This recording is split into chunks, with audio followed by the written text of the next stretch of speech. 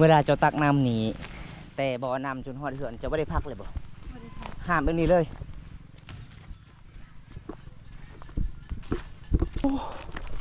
ฮอนลายเลยทุกคนเลยแต่ยอมรับว่าสาวลาวคลิปนี้เขาเจ้าสู้ชีวิตลีพี่น้องเขื่อนได้บ่ซะเพื่อทุกคนสุดยอดลายเลย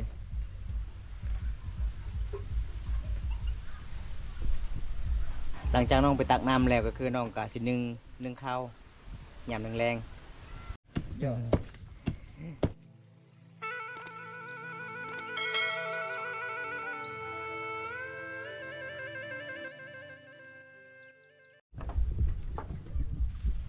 สบายดีซะเพอเห็นยังนี่นะฮะยังหึ่งๆนะไม่ยังอันนี้ภาษามังกรนี่นะแดนรวยคำภาษาลาวได้บัดนี้ภาษาลาวก็คือใต้เขานี่นะเอาทุกคนด้นแล้วบ่ได้ไปเยี่ยมไปยามสาวเพอพี่น้องบ้านแกงอะลองปกติบอมตากะเดินทางออกเขตชนบทละลายหมู่บ้านไปสะพานบุญพี่น้องเลยแต่เมื่อนี้กะมาเยี่ยมยามคือเก่าเลยทุกคนอีพอแม่อยู่เฮือนบ่มีบ่น้องมีแต่แม่อีพอไปใส่ตอนนี้ไปให้อ๋ออันนี้แม่น้องสิขายหรือว่าจังใดกินเองโอ้ได้เงินมาแต่ใส่คือสื่อหลายแท้แส่นำไว้เอาทุกคนอันนี้เป็นบางของน้องเลยอันนี้ก็คือน้องตอนนั้นกับเฮือนสารบ้านซองน้องการมุงโดยหญ้าขาพี่น้องแต่เมื่อนี้น้องกะได้หลังคาไม่หลังคางามเลยทุกคนน้องกะสีนอนกะสะดวกสบายอยู่เพราะว่าน้องกะนอนอยู่บนครัวเฮือนใหญ่ก็คือแล้วก็อีพ่อไอแม่แล้วก็อายเด้อทุกคน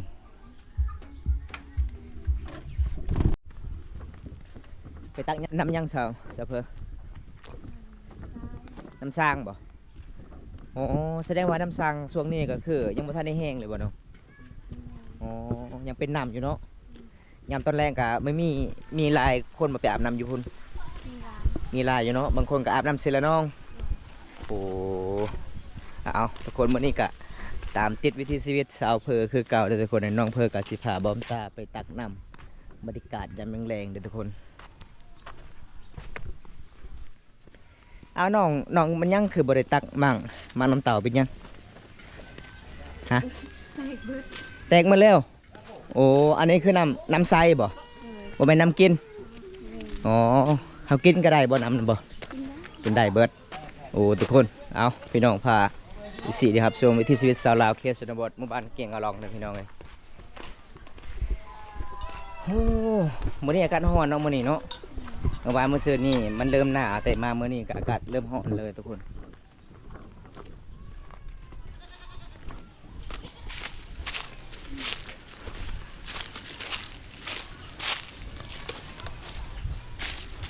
ตามเคยเบิ้งเจ้าในด้นแล้วเจ้าบ่ได้ไปตักน้ำฮะไปตักตลอดเลยบ่ตอนเช้าก็ไปตักมือหนึ่งมีจักเทือไปตักน้ำ2 เทือโอ้ถ้ากินบ่เบิดก็คือไปตักต่อ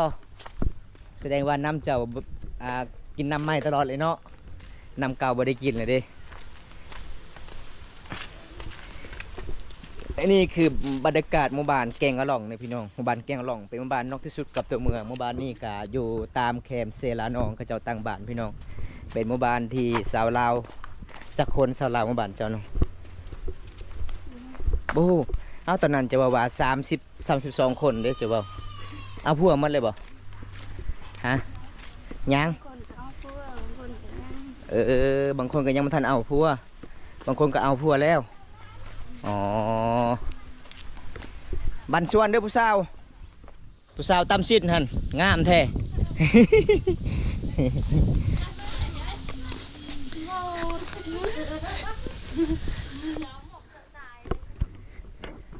ยังมาหอดบ่สาวเพออ๋อทุกคนเลยประมาณ40 เมตร50 เมตรโอ้กว่าดอก50 เมตรเนาะประมาณ200 เมตรเลยทุกคนส่วนลายนี่สาวบ้านไปตักน้ำนี่ตอนแรกเลยว่าตอนสาวลายที่สุดตอนสาวลายที่สุดเนาะตอนแรกนี่ส่วนน้อยบางคนกะไปออกให้ออกส่วน นำสร้างแต่สมัยสงครามเลยบ่น้องว่าจังใดอ๋อแต่สงครามเลยว่าท่านนี่แห้งว่าท่านนี่บกเลยเอาทุกคนมื้อนี้ก็ไปเบิ่งนำสาวบ้านแกงอะลองดำรงชีวิตนำใส่นำกินเลยทุกคนไก่สีหอดเนาะจุดนี้เนาะโอ้สีหอดเลยเด้อพี่น้องอันนี้ก็คือเป็นบ่อที่สาวลาวเขาจะไปเอานำพี่น้องมันจะเป็นคุมเลยทุกคนเห็นบ่นำจุดนี้แหละที่เขาเจ้าไปตักน้ำกินยังคนอาบน้ำคนอาบน้ำกดอาบน้ำก็ลงบ่ได้เนาะเห่าเนาะวิดคิวก้อนทุกคนเลยคิวไฟคิวมันตอนนี้สาวบ้านเขาเจ้าก็ไปตักน้ำกินบางคนก็มีมาน้ำเต่าก็ใส่น้ำเต่าบางคนมีกระตุกก็คือใส่กระตุกเอาเลยทุกคนเลยไปลงบัดนี้เอาอีเมเพิ่นกลับแล้วมีเพิ่นตักก่อนมีเพิ่นก็ต้องกลับเลยทุกคนเมื่อนี้ก็คือสาบานเขาเจ้ามาบ่ล่าเลยทุกคนเลยเห็นบ่บางคนก็ยังมาทะเลมาที่ให้ที่สวนทางให้ทางสวนช่วงนี้ก็คือบ้านเฮากับดำรงชีวิตเฮ็ดให้เฮ็ดสวนบ้านนอกบ้านนาแม่เฒ่าเพิ่นก็สิอ้องกระตุกปลายังแห้งๆนะแม่เฒ่าเจ้าอ้องกระตุกลายเนาะ ปลาประมาณ30กิโลเลยทุกคนเลยแม่เฒ่านี่มันธรรมดาเดี๋ยวสุดยอดเลย หาร้านไปตักน้ำเป็นน้ำสางของสาวหมู่บ้านแกงอะลองเมืองหนองเทศนาเขตทุกคนนี่อยากเพิ่นกลับแล้วเด้เจ้าคือบ่ตักเท่านั้นซะโถกินบ่ได้บ่เท่านั้นบ่กินได้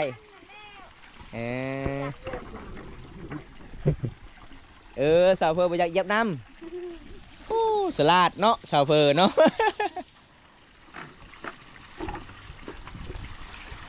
นี่ล่ะพี่น้องเอ้ยบ้านเฮาดำรงชีวิตนี่แม่เพิ่นกะถือคุไปพร้อมเอาขวดเปล่าไปพร้อมมาตักน้ำแล้วก็หอนเฮือนเอาสาแล้วก็สิกินน้ำใส่ไปพร้อม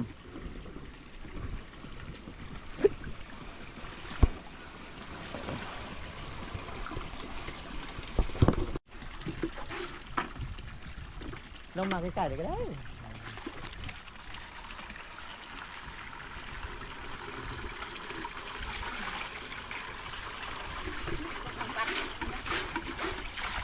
ปัดพุ่งไปแต่แล้วหรอเนี่ยไปปลูกใหม่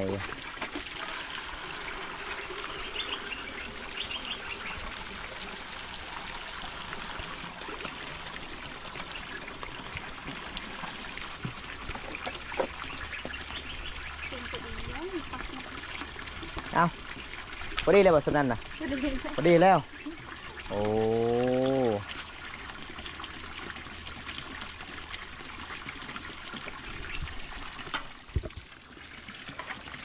เอาหลังจากเพื่อนตักแล้วเพื่อนก็สิกลับบ้านแล้วบัดนี้ทุกคน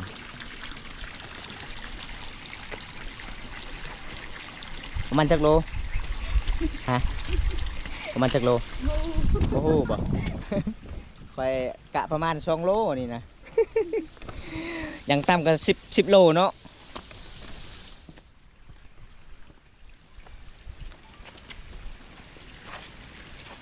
ไปทุกคนกลับบ้านก่อนทุกคนเลย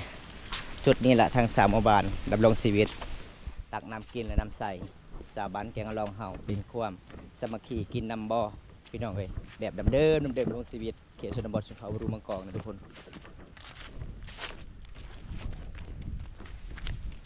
มันเป็นเต่าไงเนาะตัวตูนเลยน้ำตะล้อหล่อมันอันเลยเอ๊ะกี่ยิ้ม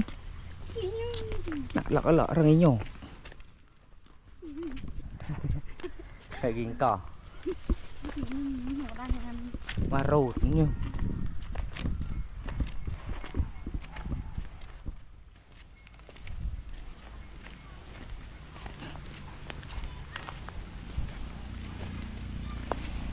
เวลาเจ้าตักน้ำหนีแต่บ่อน้ำจนหอดเหือนจะไม่ได้พักเลยบ่ห้ามเรื่องนี้เลยโอ้แสดงว่าเจ้านี่ยันตักน้ำแต่น้อยเนาะตั้งแต่อายุเจ้าจักปีเจ้าเริ่มตักน้ำ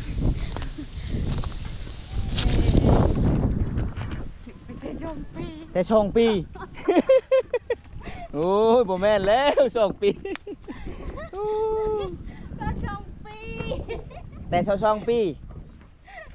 ฮะ โดย ว่าอันนี้จักปีเลยตัวนี้นะ 19 19 ปีนี่สาวเฟอร์นี่อายุ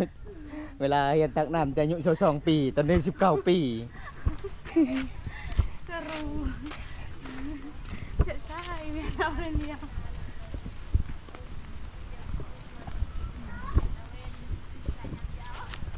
ป้าการหอนลายเลยทุกคนเบื้องทางผุนพี่น้องสะพานไม่ไรขามเซละนองพี่น้องความยาว270 เมตรอยู่ไซใช่จังหวัดสะบานกระเจ้ามาไล่แกงอะล่องคุณบ่อยู่สะพานคุณบ่ โดย โอ้โคราชเนาะจะมาเที่ยวเนาะ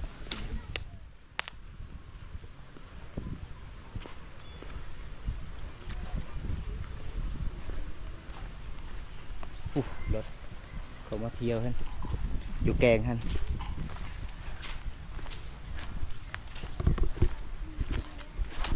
ว่าเรียนตังค์ซื้อจะไปเจอคุณจะป้าแล้วเอง อาตังนะ จะไปคือก็ได้ งานเปิดเด้อ นี่ก็มันคือมันก็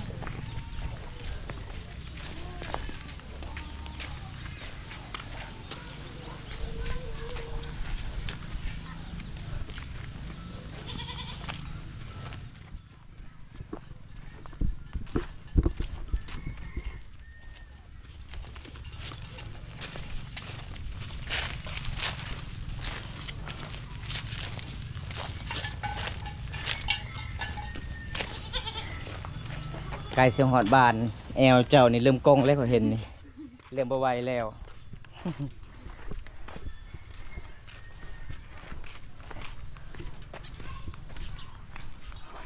น่าขวาง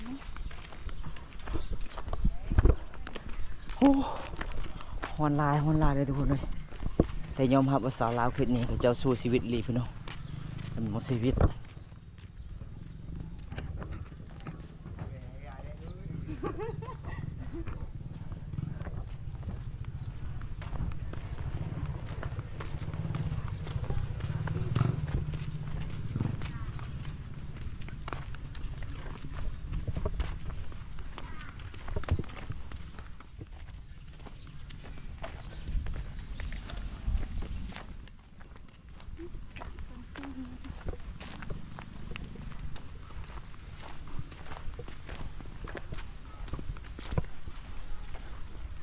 หมู่บ้านเจ้า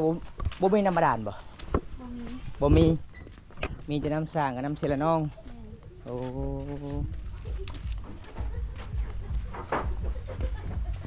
เอาไปขึ้นได้บ่ซะเพื่อ ที่ได้ ทุกคนสุดยอดลายเลย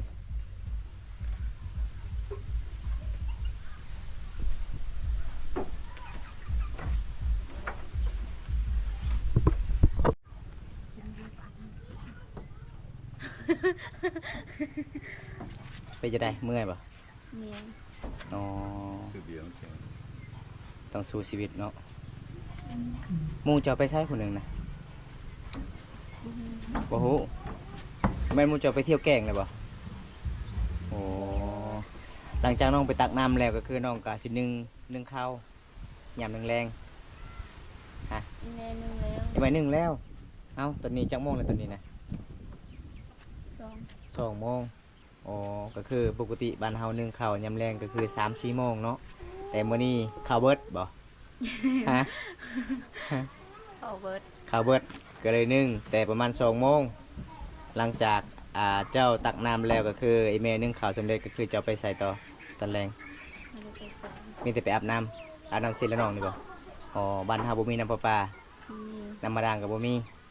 อาบแต่น้ำห้วยเฉพาะงามเนาะ งามจนกินปลาสิละน้องเดิ เอาทุกคนมาเดินทางมาบ้านนี่บ่าวกรุงเทพมาตามซอยสาวลาวฝอมังกอกเด้อทุกคน บ้านเดียวก็เห็น ฮะ แรกแล้ว แลกแล้ว แสดงว่าผู้สาวบ่มักเจ้าเด้ อันนี้น้องเจ้าบ่ ปดเริ่ม น้องเจ้าบ่โอ้น้องก็งามเอ้ยก็งามเอาทุกคนอันนี้คือสองไอ้น้องเพิ่นตำข่าวบริการนี่เองเด้อทุกคนเด้ ชาลาวตำ เพื่อนว่าตามสำเนียกพอดีแล้วเพื่อนว่าพอดีเพื่อนเอาสารละนึ่งเลยเนาะ ข ยันเนาะสาวลาวคือสระบดเนาะ ชื่อสาวหยังเนาะชื่อชมพูนี่ทั้งสาวหยังนะ อโศก ชื่ออโศกโอ้ย ไม่ได้อาเซียบ จุดเอื่อยเด้ชื่อนั่นใด เดือยนี่อโดด อโดด อโศก โอ้มาถอดหมวกเลยนะ ซื้อไข่กันเด้ ให้ FC เบิ่ง บ่เพิ่นว่าคันถ้าปลดหมวกนี่ดวงแต่เป็นก็สิขึ้นอีก อ๋อ เดี๋ยวนี้เพิ่นสิลงแล้วเพิ่นว่า บอกเกินนั่นเอง วันมาอัปเดตวิถีชีวิตชาวลาวมื้อนี้เพิ่นตำข้าวเขาจะบ่ได้ตำเบิดแต่ว่าจะตำแต่ให้กลางมันออกแล้วก็สิเอาไปสี สิไป เป็นแบบ สีอีก นี่แหละทุกคนเลยการดำรงชีวิตสาวลาวในทุกเข้าทุกคนก็สิประมาณนี้ เจ้าพัดเป็นบ่สาวโดดเอ้ย อืมเป็น อ้าวอย่าพัดค่อยๆเด้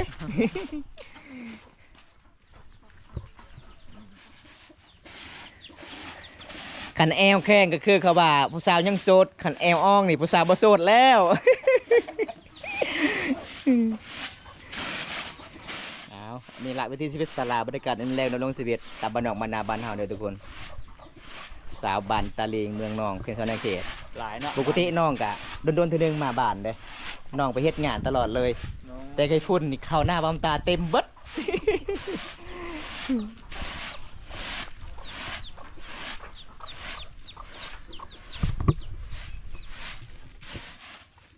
เข้าหน้าบ่กระโดด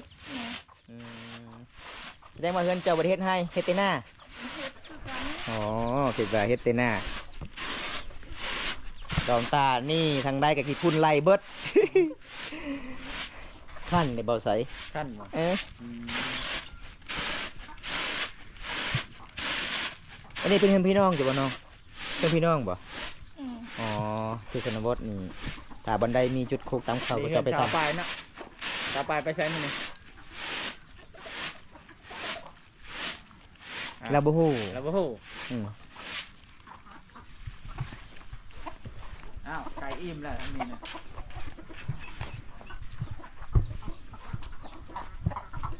มีจูเต็มมีจูเปิ้นบัดกี่ไปจูยังพลัวเอ้ยเหมือนเต้า ปอนบัตร ไม่จูไม่จู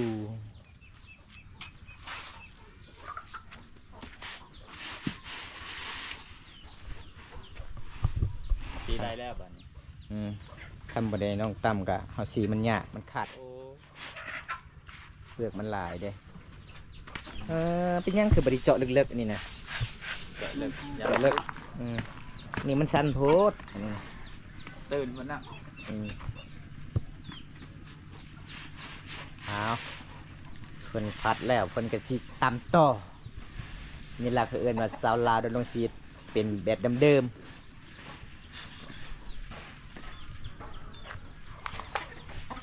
แต่เสียดายบ่ได้เห็นน้องเลยเห็นแต่หมวกฮิโลเดอะฮัลโหล มันจะเป็นสาวกับกู้บ่ฮะ บ่ดอก อ๋อ เก็บใจเป็นแต่เก็บใจเนาะ เป็นติเก็บใจบ่ได้เป็นเก็บกู้แต่ ทุกคนมื้อนี้เข้ากันมา บ่ได้เป็นสาวเก็บกู้แต่เก็บหมวกเข้าเพิ่นว่า มาเด็ดวิถีชีวิตสาวอโดดทุกคนเนี่ยครั้งแรกว่าใส่จะได้ไม่พอน้องมื้อนี้น้องเพิ่นตำเข่าเลยทุกคนเลยบรรยากาศยามแรงๆบ้าน หา ตะ เดื เล อน ง 6 เดือนมาตั้งเขาเท่านึงเนี่ย อ๋อ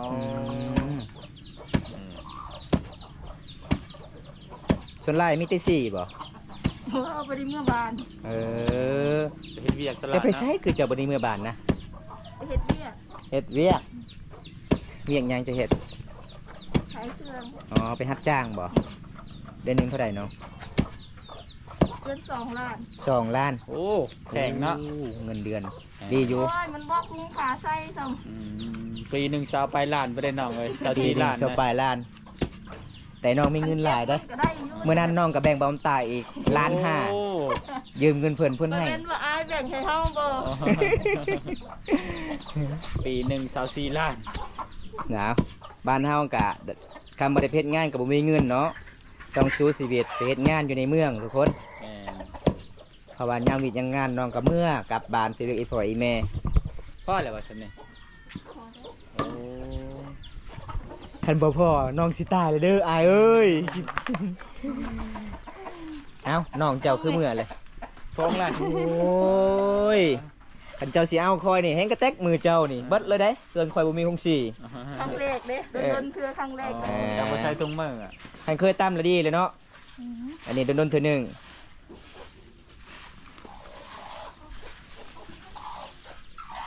อุ่นขนาดมือผู้สาวเว้ย ว่าเฮ้ยกำไร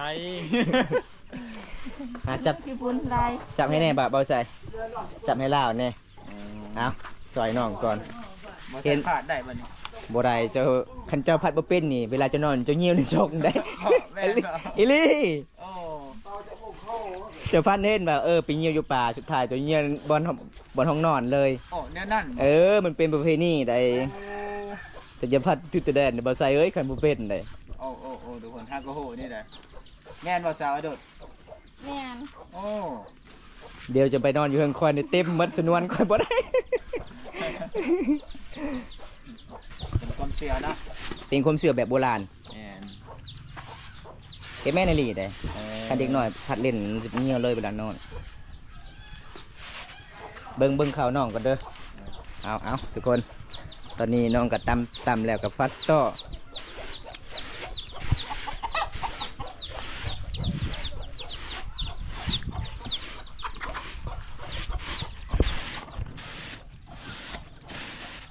ไทยเนาะมื้อนี้มีรปภเด้มายามข่าวเจ้าพุ่นเบาใส่มาจากกรุงเทพบ่แม่นธรรมดาเด้อเพิ่นเดินทางเพื่อพยายามข่าวเจ้ายันหมู่กิน นี่ทุกคนขยันหลายเลยพี่น้องโดนตัวหนึงนี่ฟอน้องบ่ว่าน้องเข้าอยู่ในเมืองตลอดทุกคนเลยไปเฮ็ดงานขายเครื่องให้สาวเวียดนามคันน้องว่าคำไปเฮ็ดงานก็คือพอได้ซื้อกระแปรงทาหน้าคำบ่ได้ไปเฮ็ดงานบัตรเติมเงินเติมเน็ตก็บ่มีเด้อทุกคน เงินเดือนหนึง2 ล้านกีบก็ประมาณตกประมาณ3,000 กว่าเนาะ3,200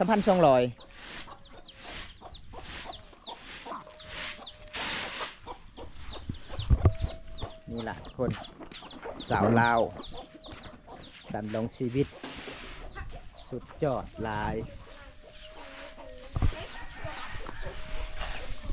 เมื่อยเนาะเบิ่งน้องเลยเมื่อยแล้วเลยทุกคนเมื่อยแทนน้องเลย สาวลาวเขตนี่เฮ็ดเวียกหนักนะแต่ผู้ชายจะบ่ค่อยได้เฮ็ดเวียกแบบนี้นะจะทางไปให้ ส่วนลายกับผู้สาวรอ แล้วก็ ผู้ชายล่อๆนี่มักไปลินผู้สาวแม่นบอกสาวดด เอาตอนนี้เพิ่นสิกลับบ้านล่ะโอ้นี่ล่ะพี่น้องวิธีชีวิตน้องคนนี้เอาอันนั้นเด้บ่ได้ถือให้พัดเจ้านะน้องเศร้ากับเมื่อปะแล้วไปกลับบาทนี่ทางได้บานเจ้านะโอ้กลับทางนี้เลยเนาะโอ้ทุกคนนี่ว่าวิถีชีวิตของน้องคนนี้ก็บ่แม่นธรรมดาเลยทุกคน